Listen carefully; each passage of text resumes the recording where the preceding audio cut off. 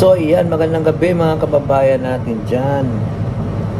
May employers interview tayo, face-to-face meeting with clients in Cebu and Makati City. World-class authentic Asian restaurant in United Arab Emirates. So, restaurant ito. Interview nila is first in Cebu, March 3 and 4. Cebu office, Cebu City. So, second interview nila is March 5 and 6, Makati office at Makati City, Manila. So, ito yung mga kailangan nila. Waitress, waiter, service crew, section leader, shift supervisor, shift manager, system or document controller, graphic designer, marketing coordinator. Open din sila sa walk-in interview. So, meron silang WhatsApp.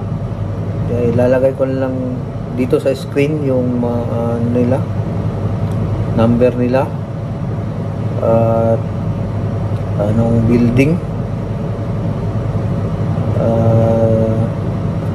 address, dito lahat eh.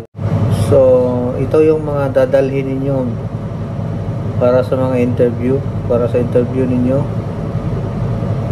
Ilalagay ko dito sa screen rin yung mga dadalhin ninyo sa face-to-face interview. Ito yung updated resume, passport copy, PIOS, e-registration certificate. Yun, 4 lang. 4 yung dadalhin ninyo sa interview ninyo. Depende sa inyo kung walk-in kayo ng interview or mag-online kayo. So, good luck sa inyong lahat. At tutok kayo dito sa channel ko para ma-update kayo sa mga bagong mga hiring dito sa Middle East o sa ibang bansa, Europe. At click nyo rin yung bell button dyan para update kayo sa mga upload ko.